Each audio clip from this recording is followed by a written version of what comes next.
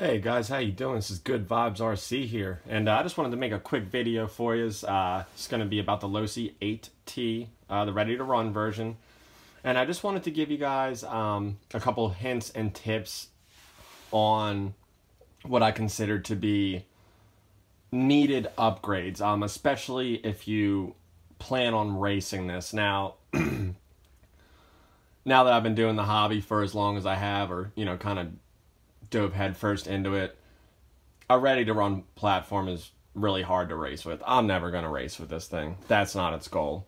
And also the hints and tips that I'm about to give you doesn't necessarily apply to racing. You can just be an enthusiast, you can run in a parking lot, whatever. But the point of this video is just to give, again, what I think is needed to bring this platform to an acceptable level. So, first of all, start with the shocks. Alright, I have mine upgraded, and these are Losi 8ight 3.0 shocks, front and back. Okay, and if you're going to race, you need these. You absolutely do. Now, the stock shocks are actually really good, and they're smooth. They work well. They're fine in everyday driving, but on the track they will not hold up. Heavy bashing, they will not hold up. The caps are plastic on the stock ones. They're a smaller diameter, the bore. And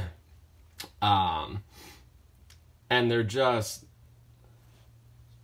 not built to withstand the rigors of heavy abuse. That being said, they are perfectly adequate, but they are not race-worthy at all.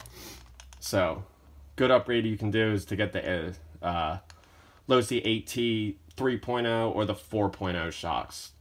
I know those fit for sure. I'm not sure. I think the first generation 8ight shocks and the 2.0 would be the just the incorrect size and length and all that stuff, but these bolt right on. Second upgrade I would do is shock towers, front and rear. Here's a factory front tower. I got the back one here too. Let me grab that real quick. Alright. There's the back one. Now, these pieces aren't terrible, but again, they are not race or bash worthy. If you're just driving this thing around and having fun, these are perfectly fine. Okay? But if you want to race, they are not fine. These are stamped. These are not machined. They are made out of a lower grade aluminum than you would find in a race kit, and they will bend the first time you nosedive on a track, or if you're in the grass, you're taking huge jumps off ramps or whatever, they're gonna bend on you eventually. Now, I myself, this was always a parking lot king, but I still upgraded it. These are the carbon fiber shock towers, front and rear,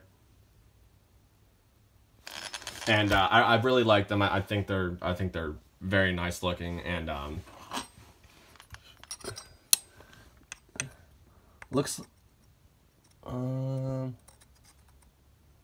really hard to tell here, but the carbon towers are thicker. Now, carbon and all that stuff can crack too. Some people wouldn't run these at all, and that's fine, but they do have the aluminum upgrade ones for the 8ight 3.0 and the 4.0 as well. And those towers bolt right up to this platform, as did these. I don't have the aluminum versions, but definitely upgrade your towers right away.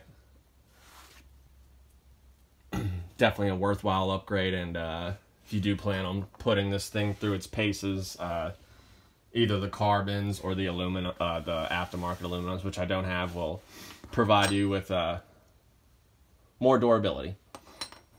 Alright. Third thing, servos. Upgrade your servos. Now, a lot of people, when this platform came out, they burn up their servos pretty quick. Both the throttle and the steering servo, they burnt through the stock spectrums pretty quickly. I never had an issue, but they were slow, they were garbage, they were not good. They just weren't what I wanted, so I upgraded both of mine. Send it RC for the, actually kind of weird, it's for the throttle, and I got an EcoPower WP120T for the steering. One of these days I'm going to switch those around. I don't know why I did it like that, but I did.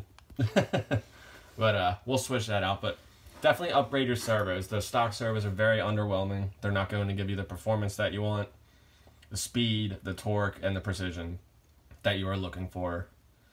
If you want to take this to the next level or possibly hit the track or just have, you know, fun with it. I mean, if people are blowing out their servos, that's not fun. And, you know, it just, again, enhances the control of your vehicle and the speed and the precision and all that. These two upgrades are very, very important.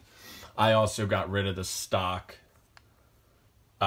plastic throttle and steering horns and upgraded them to fixed aluminum ones, just to get rid of any slop or play, and these servos are plenty strong enough to deal with that. I don't really care for plastic servo toppers. Trying to think here. I don't have this upgrade either. Unfortunately, this vehicle came with fixed plastic links for your, you know, turnbuckles and stuff like that. I wouldn't necessarily say it's an unfortunate thing. It's a very cheap thing, and it's really ugly, but these are actually a lot stronger than you think. But if you, again, plan to put this thing through its paces, you're going to want to upgrade all of these.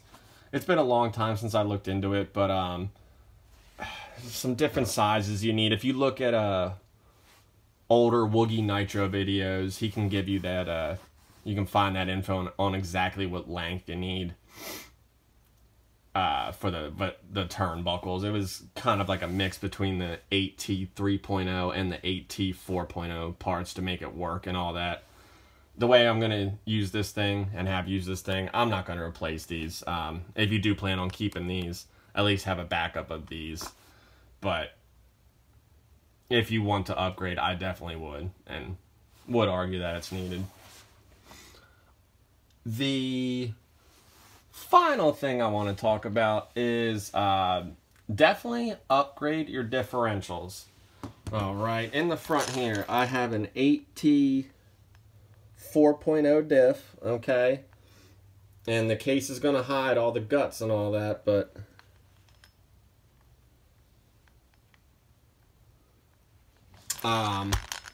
the differentials that come with this kit, front, center, and rear, are completely different than the kit version of these trucks and, you know, the newer 8XT trucks. They're very weak. They have smaller pinion gears. They have weaker outdrives. The internals are smaller, and all the metal's junk on the inside. Now, this is a I have one in the front. I do have a stock center diff. You can't see it, but I have a stock center diff, but that one's, I fully rebuilt that one, just to factory specs. And I never got around to putting this in. My rear diff, which is hanging on just fine, because I really didn't push this thing like crazy. But this is the 8T 4.0, and this has machined ring and pinion gears, much stronger than factory. Everything is literally bigger and beefier. Even the size of this shaft coming out here, like the out drives are hardened and stuff like this. I believe this was an upgrade, but mine come with the aluminum diff inserts. Keeps everything straight and good. The plastic ones, I know, I heard were a problem. I got this from RC Waffle on eBay, which is a great source for used, cheap, decent to great condition aftermarket parts. And yeah, just everything about this differential is better, and this thing's not going to fail on you like a stocker would, especially if you were racing. The factory differentials in this thing are not very good. They'll get you going. If you don't beat the crap out of it, they'll probably last you a good while, but they're not going to last for any kind of aggressive abuse. They have this aftermarket diff has 4 of the spider gears in it. The factory, let's go to the back here where my factory one is. It only has 2. The cross pins are smaller. Literally everything's just smaller and scaled down on the ready to run version. They really cheapened out on that. When I took my front one out, it was pretty crunchy and weird.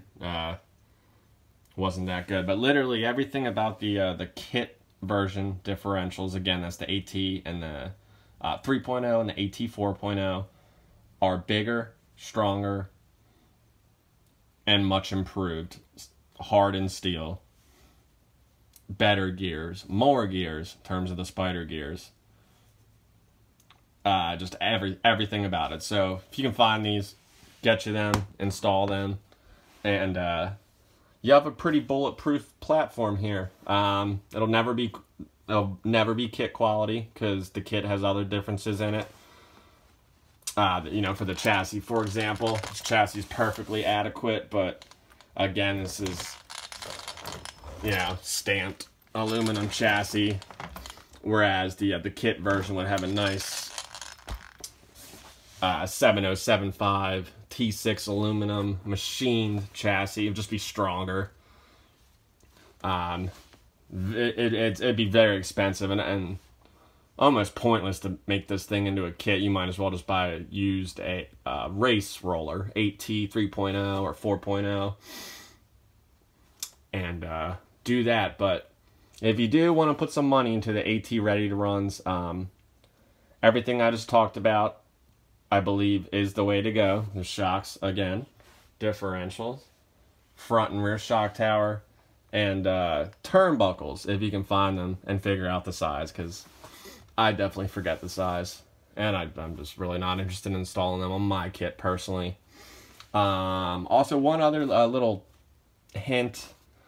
I heard stuff's really becoming hard to find for this, even though they still make it, the Losi 8ight ready to run, like arms and stuff like that. So I don't know what's going on with that, but definitely some good spares to be with, you know, definitely get some arms, you know, maybe some more of these turnbuckles. If you use the factory plastic shocks, maybe get some shock rebuilds and stuff like that. Always have another gas tank on hand. And, you know, I'm pretty sure you can, I'm trying to think, I'm pretty sure you can find most of the other stuff, but, so, yeah, well, that's all I wanted to talk about today, guys. I just wanted to give you some info on, some upgrades that I feel really work well with the Losi 8ight platform. It's a great platform. It's very good for bashing. It's very good for just running around. And with some money, you could get this on the racetrack if you wanted to. It'd be quite a bit of money, but I would suggest you would just go for a kit at this point. But that is not a knock to this, because this is a wonderful vehicle. But again, alrighty. Well, hey, thank you very much. This is Good Vibes RC. I just wanted to talk about one more thing, and again, I'm not trying to preach to you guys or anything, but just trying to give you a tip. Tips on each video that can help you, you know, feel better or improve your life or life situations, self-confidence, anything like that. And one of those things you can do is, you know, when you're walking into a room or just going into work or going into a store, whatever you're doing, going to the bar, whatever you like doing, all right, walk in with a purpose. You want to walk in chest out and shoulders up, all right? So, you know, if you're all hunched over and all depressed, people are going to notice that. No one wants to see that. But if you stand like this, confidently, shoulders back, chest out a little bit, that's a big difference than looking like this. So carry yourself the way that you want to be treated. And you'll notice the difference in the way that you are treated.